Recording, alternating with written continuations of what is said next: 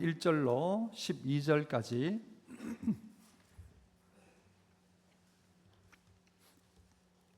화면 참고하시고 제가 1절 먼저 읽습니다. 교독합니다. 예수께서 길을 가실 때에 날 때부터 맹인된 사람을 보신지라.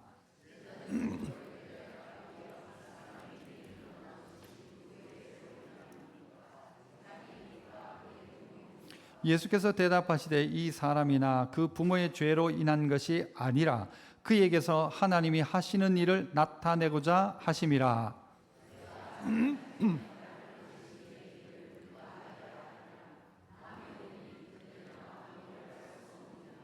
내가 세상에 있는 동안에는 세상의 빛이로다.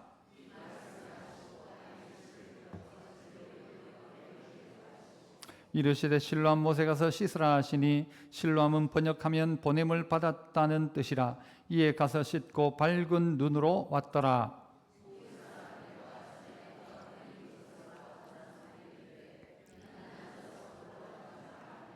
어떤 사람은 그 사람이라 하며 어떤 사람은 아니라 그와 비슷하다 하거늘 자기 말은 내가 그라 하니.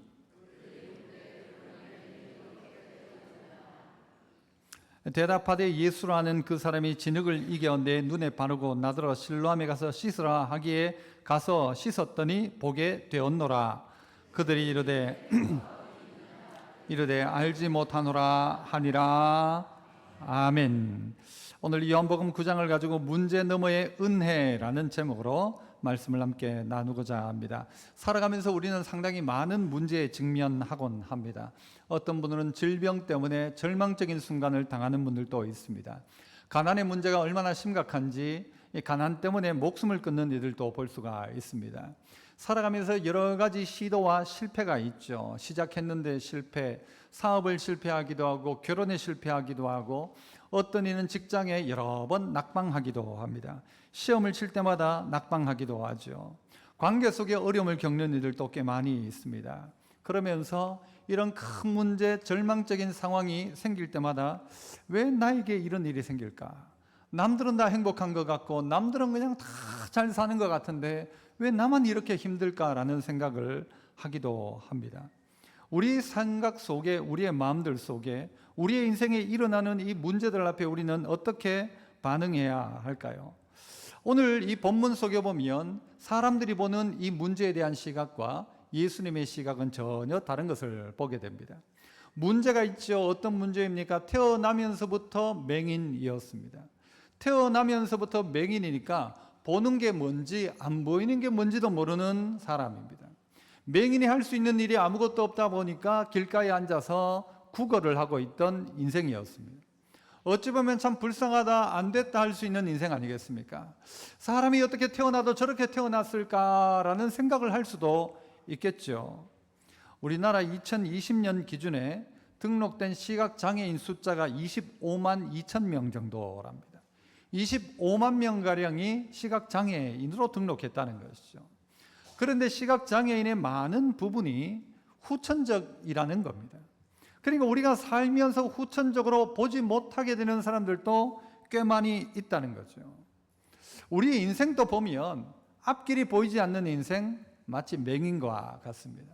깜깜한 거죠. 보이지가 않는 것입니다. 어떻게 해야 될지도 모르겠고 인생이 깜깜한 것이죠. 과학적으로 봐도 우리 사람이 볼 수 없는 것들이 있습니다. 있는데도 보지 못하는 것들. 예를 들자면 먼지가 있음에도 불구하고 우리 눈에는 지금 먼지가 보이지 않습니다.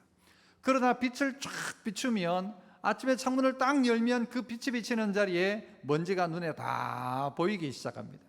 그 먼지를 보고서는요, 숨쉬기도 힘들 때가 있습니다. 오, 저걸 어떻게 마시나? 먼지가 있다는 것이죠. 그러나 우리 눈에는 보이지 않습니다.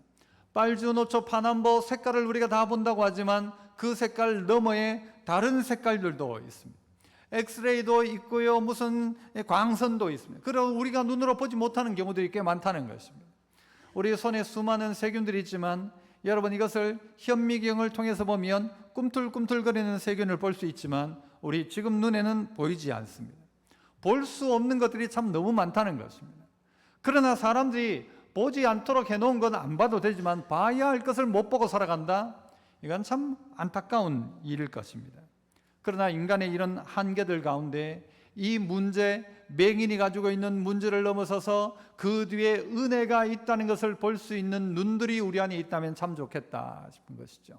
오늘 이 자리에 함께 나온 우리 모두에게 문제 너머의 은혜를 볼 수 있는 눈이 여러분 모두에게 있기를 축복합니다.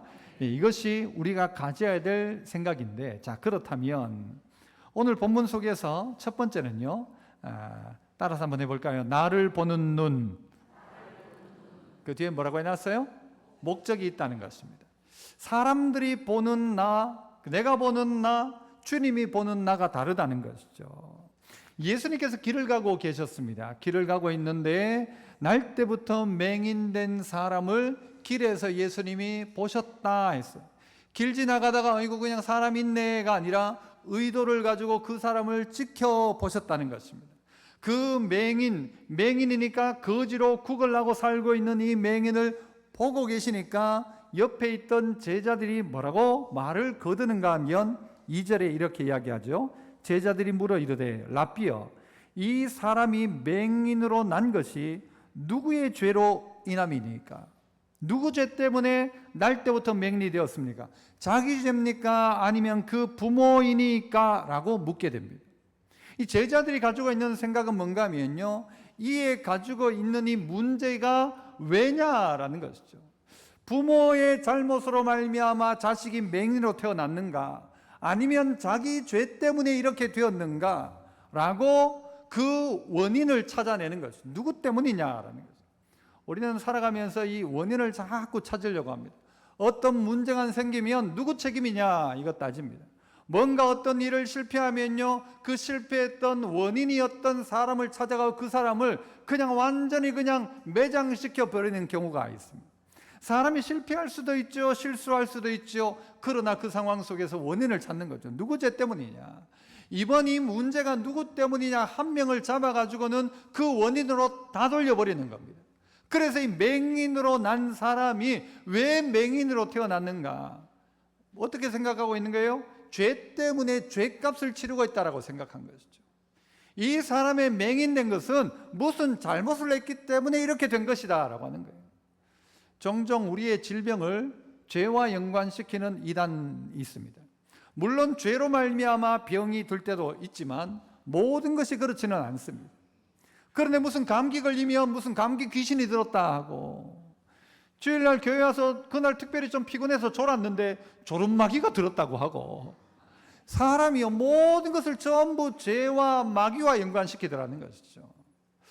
여러분, 예수님은 그런데 어떻게 이야기하고 있습니까? 예수님은 3절에 예수께서 대답하시되 이 사람이나 그 부모의 죄로 인한 것이 아니다.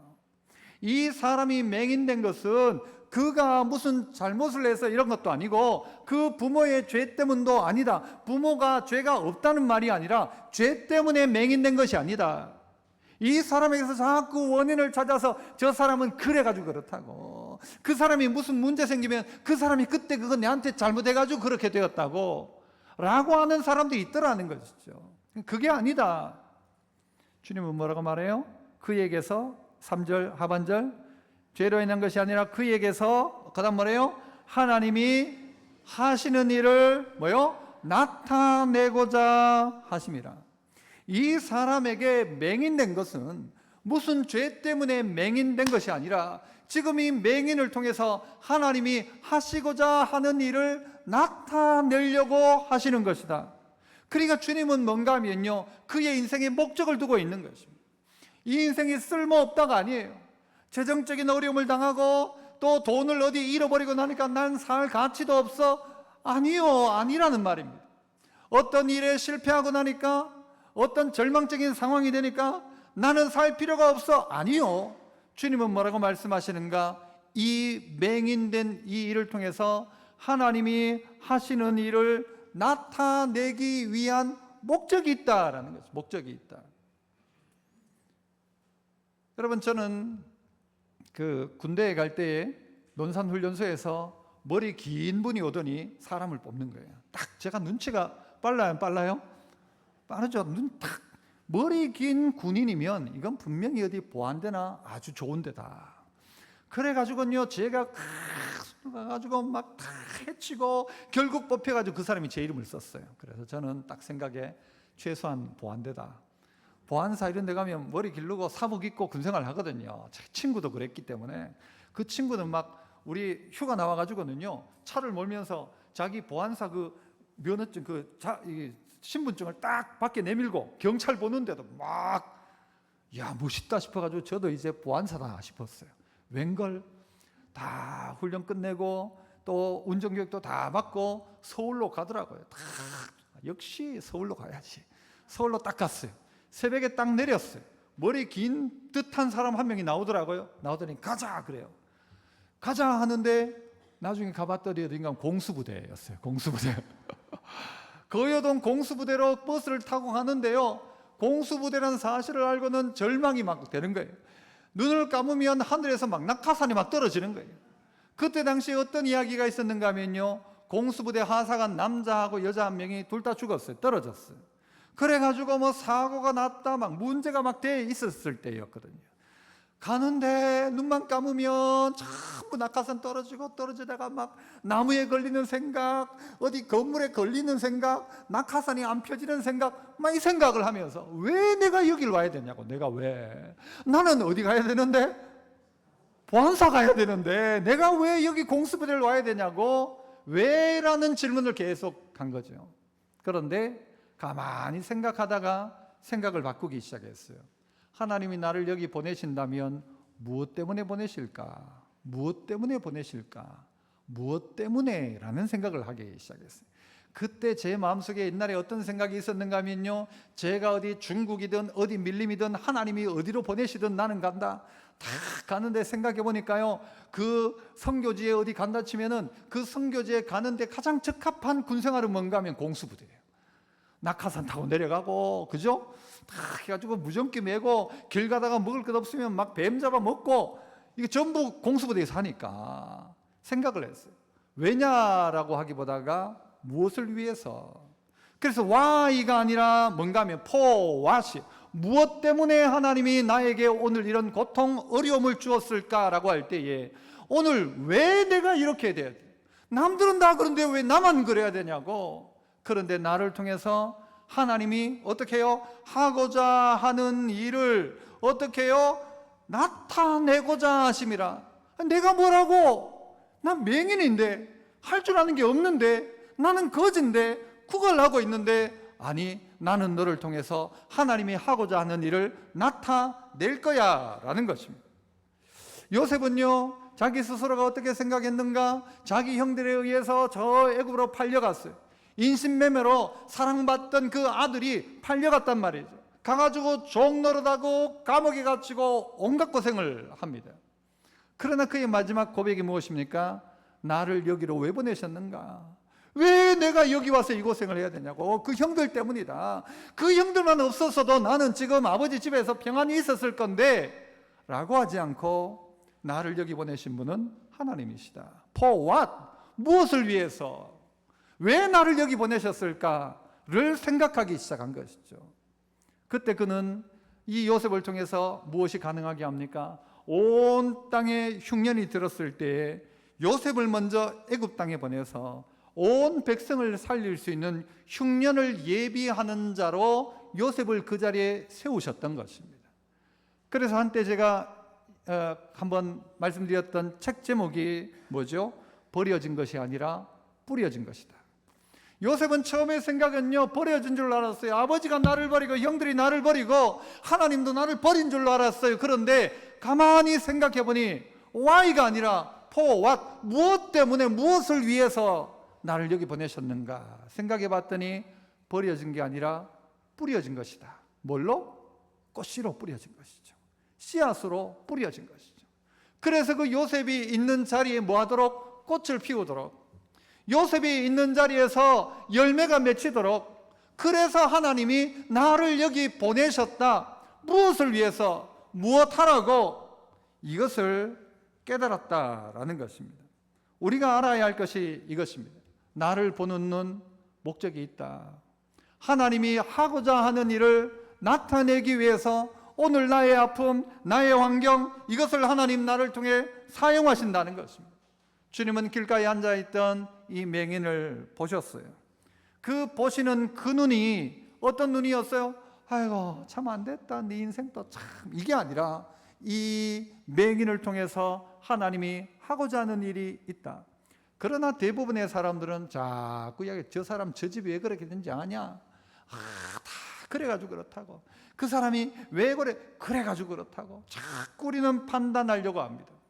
나를 보는 나의 눈도요 그렇게 이야기합니다. 내가 뭘 잘못한 게 많아가지고 내가 이 고생을 하냐고, 내가 왜 그 사람 만나가지고 내가 이 고생을 해야 되냐고, 내가 결혼을 왜 하필 이 사람하고 해가지고 왜 이 고생을 하냐고 라고 생각하는 사람이 여기 있습니까? 농담으로라도 제가 가끔씩 그런 이야기하죠. 내가 당신 안 만났으면, 제 아내 보고 이야기해요. 당신 안 만났으면 누가 없죠? 딸도 없고 아들도 없어요. 아, 내가 내 좋아하는 사람 많았는데 내가 그 사람하고 결혼했었으면 우리 딸도 없고 아들도 없고 손주도 없는 거죠. 오늘 우리가 왜라는 질문보다는 오늘 우리에게 주어진 환경이라면 무엇을 위해서, 무엇을 위해서, 하나님이 무엇을 위해서 나를 여기 보내셨는가, 하나님이 오늘 무엇을 위해서 오늘 이 문제를 주시는가, 이걸 생각해 보아야 한다는 것입니다. 그래서 모든 것은 합력해서 선을 이루게 되는 것이죠. 합력해서 선을 이룬다.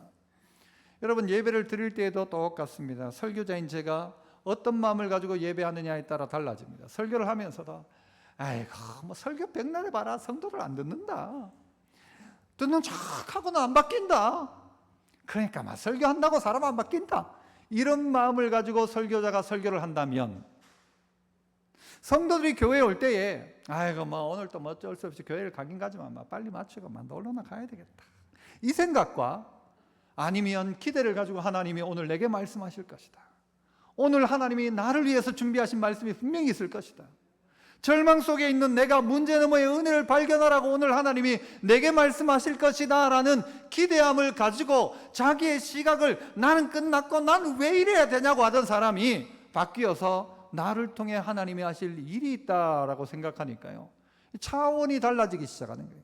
설교자가 하나님이 나를 통하여 부족한 나지만 오늘 내가 설교를 하나님의 말씀을 대언할 때 듣는 성도들 가운데 변화가 일어날 것이라는 믿음을 가지고 설교하는 것과 그 무엇을 위해서 내가 이 자리에 있는지를 알고 하는 것과, 왜 나를 여기 세웠냐고, 내가 여기 있을 사람이 아닌데 말이야, 내가 막 수만 명 앞에 서야 될 사람인데 말이야, 이 파송 총구석에서 요러는 순간 여러분, 그 사람들 가운데는 절망 속에, 문제 속에 해답도 없고 은혜도 없는 것입니다. 하나님이 나를 여기 세운 이유가 뭘까 찾아야죠. 무엇을 위해 나를 세우셨는가, 오늘 나의 이 아픔이 무엇을 위한 것이라면 과연 무엇을 위한 것일까를 생각해 보아야 한다는 것입니다. 주님은 그에게서 하나님이 하시는 일을 나타내고자 합니다. 그에게서. 그래서 이런 건 참 여러분 안 싫어하지만 옆 사람에게 당신을 통해 일하실 겁니다. 한번 해볼까요? 시작. 누가 일하세요? 하나님이. 그에게서 하나님이 하시는 일을 나타내고자, 하나님이 우리 남편을 통해서 하고자 하는 일을 나타내실 것이다. 그렇게 보면요, 남편이 달라 보여요. 말 안 듣는 자식이 있지만 하나님께서 우리 아들을 통해서 하시는 일을 나타낼 것이다. 그러면요 달라진다니까요. 그런데 저놈의 자식 저건 누구 닮아가지고 저러냐, 저거는 내가 무슨 죄가 많아가지고 저런 걸 낳아가지고 내가 이 고생을 하냐가 아니라, 죄가 많아서가 아니라 하나님이 하실 일이 있다, 하나님이 나타낼 일이 있다 라고 스스로도 생각하고 그를 향하여서도 그 눈으로 봐야 되는데, 자꾸 우리는 제자들처럼 부모의 죄입니까? 이건 지 죄입니까? 라고 자꾸 죄인 만들어내요. 다 죽여요. 우리나라가 자꾸 그렇게 하죠. 이 사람 죽여버리고 이 사람 죽여버리고, 문제 있으면 그거 하나 들춰내가지고 없어도 만들어내가지고 죽여버리고, 그러니까 사람이 없어요.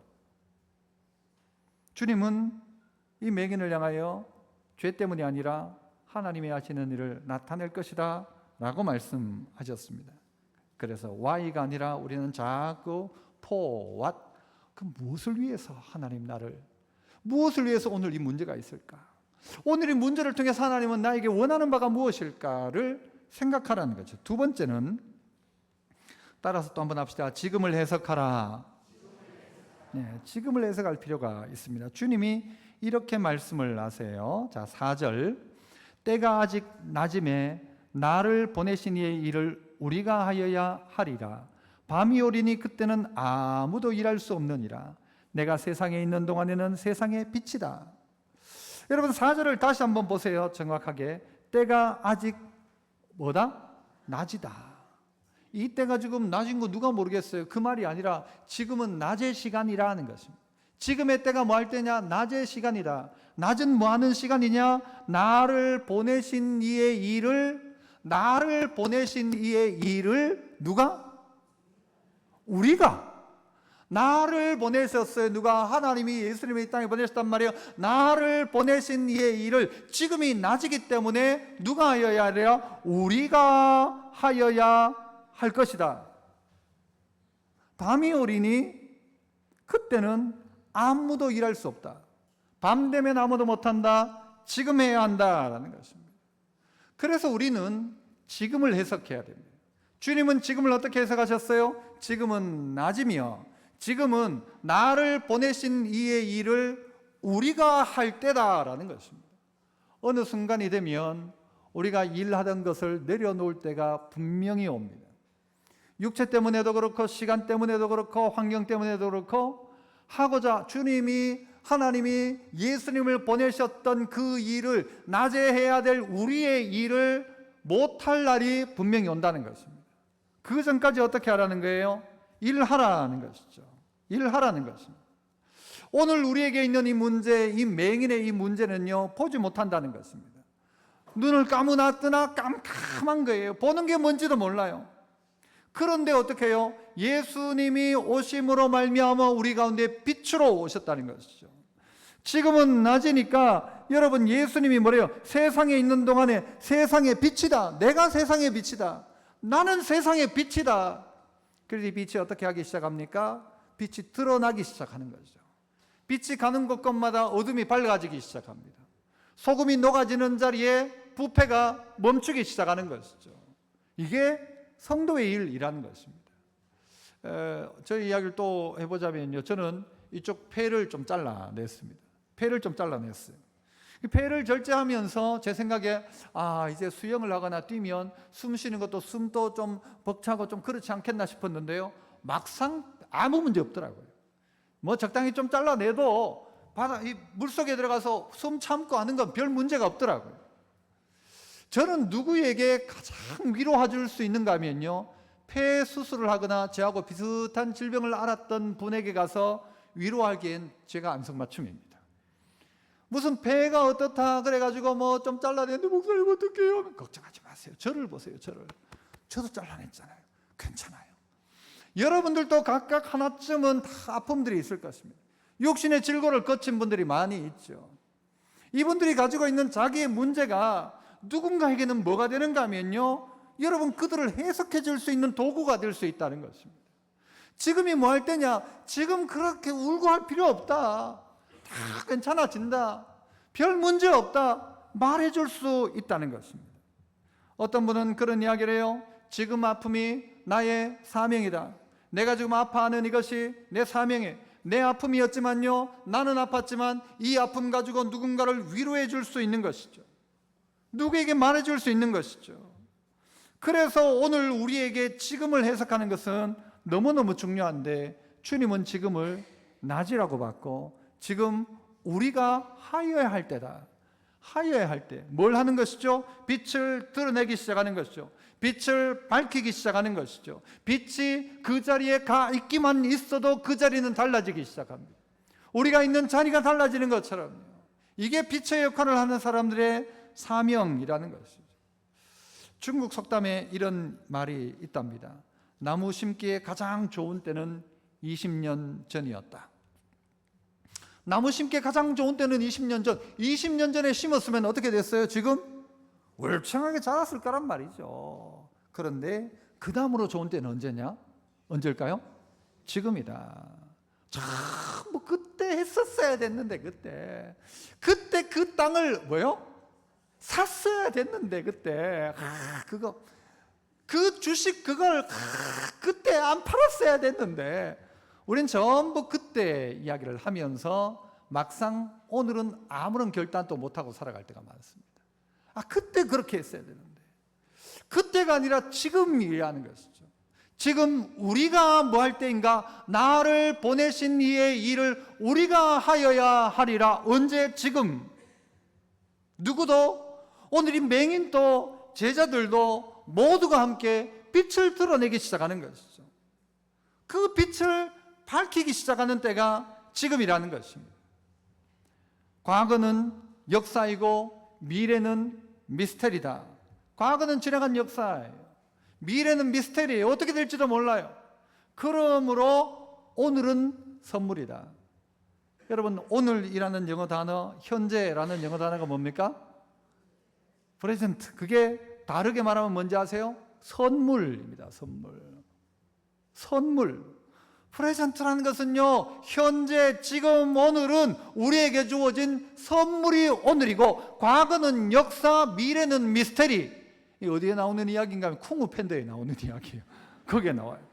오늘은 선물이에요. 오늘은 선물. 그런데 이걸 놓치고 살아가더라. 지금 뭐 할 때냐? 지금 우리가 해야 될 일이 빛을 드러내는 일인데, 고린도후서 1장 4절을 보면 우리의 모든 환난 중에 우리를 위로하사, 우리가 당하는 어려움 가운데, 우리가 당하는 고통 속에 내가 왜 이런 일을 당해야 하냐 할 때 하나님이 우리를 위로한대요. 모든 환난 중에 우리를 위로하사, 우리로 하여금 하나님께 받는 위로로서, 우리가 환난을 당하고 있어요. 그런데 그 환난 중에 우리가 위로를 하시는데 하나님이 우리를 위로하셔요. 하나님께 받는 위로를 가지고 어떻게 해요? 모든 누구를? 전부 다시 해야 되겠다. 성경 나오잖아요. 그대로 우리 모든 환난 중에서 우리를 위로하시는데, 우리로 어떻게? 하나님께 받는 위로를 가지고서, 위로로서, 그 다음요, 모든 환난 중에 있는 그 사람을 하도록 위로하게 하신다. 내가 받는 위로 가지고 그 사람 위로하도록, 내가 하나님께 받은 위로를 가지고 저기 아파하고 있는 그 사람을 위로할 수 있는 사람이 누군가? 먼저 아파본 사람이죠. 먼저 당해본 사람이죠. 그 사람은 위로할 수 있단 말이에요. 그를 위로할 수 있단 말이죠. 걱정하지 마라. 하나님이 나를 이렇게 위로하셨고 당신을 하나님이 위로하실 것이다. 하나님께 받는 위로를 가지고, 하나님께 받은 은혜를 가지고 그 사람을 위로하라고 오늘 우리에게 그 일을 하라는 것입니다. 어둠 가운데 있는 자의 가장 큰 위로가 무엇입니까? 빛을 보여주는 것이죠. 길을 못 찾은 이에게 길을 보여주는 것이죠. 등불을 높이 들고 있는 것입니다. 여러분, 마치 어떤 사람이요, 길을 가다가 웅덩이를 만났어요. 그러면 내 혼자 피하고 그냥 가면 됩니까? 차 타고 가다가 큰 웅덩이가 있어요. 깜짝 놀랐어요. 아이고, 큰일 날 뻔했다 하고 그냥 가면 됩니까? 먼저 발견한 사람은 어떻게 해야 돼요? 거기에 차를 세우고 비상 표지판을 세우고 오지 말라고, 지나가라고, 여기 안 된다고 말해줘야 맞죠? 이게 빛이라는 말입니다. 내가 봤으면 이 길로 가면 안 된다고 말해, 저리로 가야고 말해주는 것이죠. 그게 낮 동안 해야 될 우리의 일이라는 것입니다. 하나님에게 맡긴 그 일을 우리에게, 나를 보내신 이의 일을 우리에게 맡겨놓으셨다. 그래서 우리가 할 일은 뭐예요? 하나님께 받는 위로를 가지고 위로하고, 내가 보고 있다면 내가 보고 있는 그 예수 그리스도를 누구에게, 보지 못하는 자에게 전하는 것, 이게 우리의 일이어야 한다는 것이죠. 나를 보내신 이의 일을 우리가 하여야 하리라 할 때, 우리가 하여야 한다는 말은요, 아이고 우리가 해야 되지 않겠냐, 이 말이 아니라, 이 말은요, 피할 수 없는 하나님의 신적인 필연성을 이야기할 때 우리가 하여야 하리라. 이거 우리 안 하면 안 된다. 우리가 안 하면, 우리가 하지 않으면, 예수님이 제자를 보고 우리가 일 감당하지 않으면 안 된다. 그러면 이 어둠 가운데 있던 이가, 흑암 가운데 있던, 절망 가운데 있던 이가 한 빛을 보았다고 하는 예수 그리스도를 보지를 못한다는 것이죠. 전해주지 않으면. 그거 보여주기 위해서, 그 빛을 나타내기 위해서 예수님이 이 땅 가운데 오셔서 하나님이 맡기신 일을 하고 계신 거죠. 그 일을. 그래서 우리는 지금을 해석해야 합니다. 지금을 해석하면 우리의 사명이 보이기 시작하죠. 지금을 해석하면 누구를요? 그를 통해서 하나님이 어떤 일을 하실지가 보여지게 됩니다. 나를 보게 되고 이웃을 보게 되고 여러분 역사를 또한 보게 되는 것이죠. 그래서 우리는 지금을 해석해야 합니다. 빛이 드러날 수 있도록 마치 그저 암막 커튼처럼 있던 것을 확 제껴서 빛이 확 들어오도록 그 예수 그리스도를 전해줘야 한다. 이 맹인은 사실 그 기회를 얻게 된 것이죠. 마지막 세 번째는요, 따라서 또 한번 합시다. 순종으로 빛을 본다. 자, 오늘 나를 보는 시각, 오늘 지금이라는 것을 해석하는 것, 그리고 세 번째는요, 순종함으로 문제를 넘어선 은혜를 경험하게 된다는 겁니다. 예수님이 이 맹인에게 어떻게 하시는가를 한번 보시죠. 6절 보시면 이 말씀을 하시고 땅에 침을 뱉어 진흙을 이겨 그의 눈에 바르시고 라고 합니다. 침을 뱉었어요. 진흙으로 그의 눈에 바르셨다 했어요. 아프리카 어디에 가면은 이게 물이 워낙 없다가 보니까 인사가 뭔가 하면 침을 뱉는 거랍니다. 정말 사랑하면 끌어올려서 확 끌어올려가지고 침을 뱉어주면 그 사람이 너무 고마워한답니다. 진짜인지 모르겠어요. 그런데 그렇게 이야기하는 거 보니까 맞겠죠. 그런데 여러분, 예수님이 침을 뱉다 흙을 이겨가지고는 그 맹인의 눈에 발랐어요. 여러분이 만약에 눈 뜨고 있는데 예수님이 갑자기 침을 뱉더니 이렇게 진흙을 이겨 내 눈에 바르려고 하면 여러분은 발라주세요 할 거예요? 아니면 거부할 거예요? 침 뱉어가지고 한 거니까 할 거예요. 맹인으로 있던 이에게 예수님이 침을 뱉어가지고 진흙을 이겨 그의 눈에 바르셨어요. 아무것도 안 보이니까 그냥 바르니까 발린 거죠, 그냥. 그리고 7절 이르시되 실로암 못에 가서 씻으라 하시니, 그리고 갈로 속에 어떻게 합니까? 실로암은 번역하면 보냄을 받았다는 뜻이라.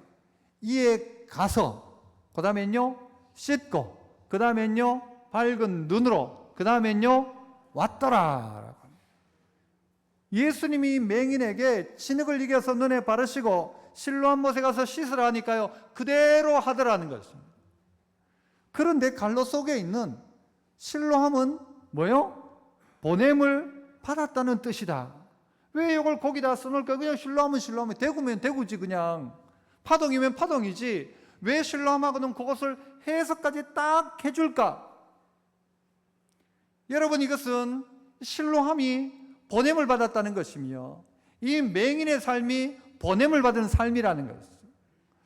군대 가면 군가만큼 부르는 노래가 뭔가 하면 실로암입니다. 해보셨나요? 어두운 밤에 캄캄한 밤에 하면 뒤에서 뭐라고 하는가 하면요, 뭐 각계 전투 이럽니다. 실로암하고 아무 상관없는데 뭐 각계 전투 뭐 하여튼 군가처럼 부릅니다. 여러분, 실로암이 말하는 바가 무엇입니까? 어떤 분은요 설교하면서 자기가 실로암이래요. 자기 별명이 실로암이래요. 왜 별명이 실로암입니까? 하니까 자기가 실로암적인 존재였대요. 실로암. 못 알아시는 두 분 계신데 지금. 실로암적인 존재인데 어떻게 해요? 예수 그리스도로 말미암아 보내심을 받기 시작했다. 그래서 그 가사가 이래요. 어두운 밤에 캄캄한 밤에 뭘 찾아 떠난다? 새벽을 찾아 떠나. 깜깜해 보이지 않아요. 어두운 밤이었어요. 새벽이 될 줄 알고 새벽을 찾아 떠났어요.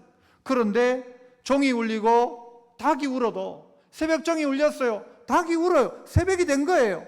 그런데 내 눈에는 오직 몰라요? 오직 밤이었어. 나는 아직도 밤이었다. 종이 울렸어요. 닭이 울었어요. 다 새벽이라고 하는데 나는 아직도 깜깜한 밤이었어요. 그런데 주님이 나를 실로암 보내셨어요. 주님이 나를 보내셨단 말이죠. 주님이 나를 보냈단 말이 뭐예요? 너 가라, 이렇게 해라, 씻어라 말씀하신 거예요. 오 주여 당신께 감사하리라. 실로암 내게 주심을 나에게 영원한 기쁨 속에서 어떻게 하소서? 떠나지 않게 하소서. 실로암에서 주님의 보내심을 따라 살게 해주십시오라는 것입니다.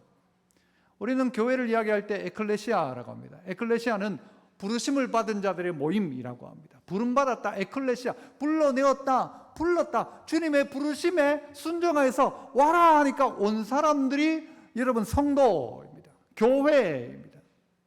그런데 교회는 부르심만이 아니라 그 다음 단계가 뭔가 하면 보내심이 있어요. 보내심. 보내심은 아포스톨로스라고 해요. 이건 뭔가 하면요, 사도를 이야기할 때 아포스톨로스라고 하는, 이건 보내심을 받은 자, 부르심을 받은 자가 교회라면 보내심을 받은 자가 또한 교회인 것입니다. 성도는 부르심을 받은 것과 보내심을 받은 이 두 가지가 필요합니다. 부르심을 받아 은혜 받고 여기서 어떻게 해요? 문제를 넘어서 은혜를 경험하고 다시 어디로? 보냄을 받기 시작하는 거죠. 그 시작을 오늘 우리가 해야 한다는 것입니다. 주님 말씀이면 일단 한번 순종해 보겠습니다. 한 계단을 올라서는 것부터가 시작이에요. 한 걸음부터입니다. 무슨 길도? 천리길도. 순종을 한번 해봐라 라는 것이죠. 가을철 되니까 운동을 하려는 사람들이 좀 있더라고요. 운동을 하려고 하는데 제 주변에 있는 분들 가운데서도 보니까 운동 마음을 먹었어요. 이제 운동할 거다 했어요. 그래서 10월 달부터 이제 막 헬스도 끊고 막 하려고 했는데 달력을 딱 보니까 10월 달 딱 시작하면 뭐가 있어요? 추석 연휴가 있는데 돈 아깝잖아. 등록해야 안 해요? 언제 하면 되죠? 11월 달 하자. 11월 달. 11월 달 되니까 어때요? 추워. 12월 달 되니까 연말 연시에 막 바빠가지고 안 돼. 내년 봄 되면 놀러 가야 돼서 안 돼 또. 여러분, 우리의 인생 가운데요, 기회가 없는 거예요. 시간이 없는 거예요. 그런 시간이. 순종해 본 적이 없는 거예요. 순종해 본 적이. 신랑 못에 가서 씻으라니까요. 왜요? 라고 한다면 아무 일도 일어나지 않았을 것입니다. 가서 씻으라니까, 씻기 시작하니까 역사가 일어나는 것이죠. 보내심을 받은 존재가 우리다. 맹인 하지만 보냄을 받은 자예요. 나는 지금 문제투성이에, 그런데 주님이 나를 보내시면 순종해 가다가 보니까 나아지기 시작하는 거예요. 여러분, 제가 요즘 아주 슬림합니다. 아주 이렇게 옷도 안 맞아요. 좀 전부 남아요. 막 옷이 남아. 근데 더 빠지진 않아요. 지금 딱 좋아요. 그런데 제가 얼마 전에 이게 헬스도 하고 이렇게 턱걸이도 딱 하니까요, 제 이 보들보들했던 근육이 보들보들했던 근육이요, 좀 딱딱해지기 시작해요. 이상하게 보지 마세요. 여러분도 다 똑같단 말이에요. 하나라도 시작하면 더 나아지고 변하는데 안 하려고 하면요, 아무것도 못합니다. 때가 낮음에 지금 일할 때인데 한번도 못하는 거예요. 못한다 하면 결국은 못해요. 하려고 하면요, 매달리기만 하래. 턱걸이를 하려면 매달려 있다가 보면 된대요. 매달려가 조금만 까딱 하다가 보면요, 나중에는 조금씩 된대요. 그게. 그러냐, 안 하려고 하면 아무것도 될 것이 없다는 말입니다. 무슨 이야기를 하고 있습니까? 문제가 있지만 문제를 넘어설 수 있는 은혜는 순종에서부터 시작된다는 거예요. 아, 그래, 맞다. 우리 시각을 바꾸고 또 우리가 뭐 하고, 그런데 아무리 그것을 알아도 빛으로 나가면, 신뢰함에 가면 순종하면 되는데 안 하면 안 되더라는 것이죠. 우리는 자꾸 원인을 이야기합니다. 원인을 이야기할 필요가 있겠지만은 주님은 원인을 찾는 것이 아니라, 물론 원인도 있겠지만 그러나 그에게 뭐를요? 확실한 치료제를, 확실한 미래를, 확실한 빛을 우리 가운데 보여주시는 분입니다. 그래서 우리가 원하는 바는 내 상황이 바뀌는 게 우리의 최종 목적이 아니에요. 우리의 상황이 바뀌는 것, 내 진정한 눈을 뜨고 보는 것은 상황이 바뀌었다, 거지하다가 거지 안 한다 정도가 아니라 그의 눈 가운데 누구를 보기 시작하는 것입니까? 예수님을 보기 시작하는 거예요. 진짜 빛이신 예수 그리스도. 이건 아무것도 아니다. 눈 뜨나 까무나 이것은 인생 비슷하죠. 거지로 사나 이래 사나 저래 사나 사는 거 비슷하지만 그 가운데 주님을 만나느냐, 거지로 있던 내 인생에 찾아오셔서 나를 보고 계신 주님을, 이제는 맹인이었던 내가 눈 뜨고 나도 주님을 볼 수 있는 그 자리에 나아가는 것, 여러분, 이것이죠. 어떤 철학자는 그런 이야기를 했어요. 인생은 B와 D 사이의 C다. 이게 무슨 이게 수학도 아니고 B와 D 사이에 있는 C가 인생이다. B는 뭐예요? birth, 태어나는 것이고요. D는 death, 죽는 거예요. C는 뭐예요? 초이스예요. 커피 아니고요. 초이스, 선택이에요. 선택. 태어나고 죽음 사이에서 인생은 뭐 하느냐? 계속해서 선택하는 것이라. 무슨 선택할 것인가? 주님이 말씀하실 때 실로암 밭에 가서 씻으라. 하나님의 보냄을 받아 순종하며 발길을 내디딜 때에 그의 문제는 바뀌어서 어떻게 해요? 눈이 어떻게 해요? 환하여 보게 되었다. 인생이 바뀌기 시작한 것이죠. 자기를 보는 사람들의 눈이 뭐라고 하는가 하면, 저 사람 저거 그때 그 거지 아니냐 하니까요, 사람들이 아니다, 저 사람 아니다, 닮은 것 같아도 아니다. 나중에 이 거지가 뭐라고 하는가, 내가 다른 건 모르는데 내가 바로 그 사람이고, 나 다른 건 모르겠는데 내가 전에는 보지 못했지만 지금 나는 본다. 이것만큼 확실한 게 어디 있습니까? 내만큼 확실한 게 어디 있어요? 내가 확실한데, 내가 보지 못하던 자가 보게 되었다. 이것만큼 거짓말이 아닌 진짜가 어디 있습니까? 이 거지는, 이 맹인은 그것을 깨달았죠. 나는 본다. 나는 본다. 이제 우리가, 여러분, B는 시작됐고 D는 결국 다가올 것입니다. 인생에 태어나는 건 있었지만 죽음은 곧 찾아올 것입니다. 그러나 우리 속에 오늘 어떤 선택을 할 것인가?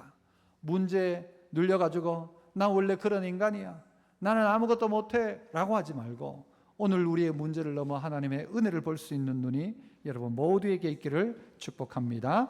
은혜로우신 아버지 하나님, 감사합니다. 오늘 예배를 통하여서 문제에 직면하여 절망 속에 있는 이가 있다면 너머의 은혜를 볼 수 있게 하시고, 내가 버려진 것이 아니라, 던져진 것이 아니라 뿌려졌다는 사실을 깨달아 오늘 나의 삶의 자리에서 꽃을 피우며 빛을 드러내며 소금의 역할을 감당하며 예수 그리스도를 보는 거룩한 눈들이 뜨여지는 저희들 다 되게 하옵소서. 예수님 이름으로 기도합나이다.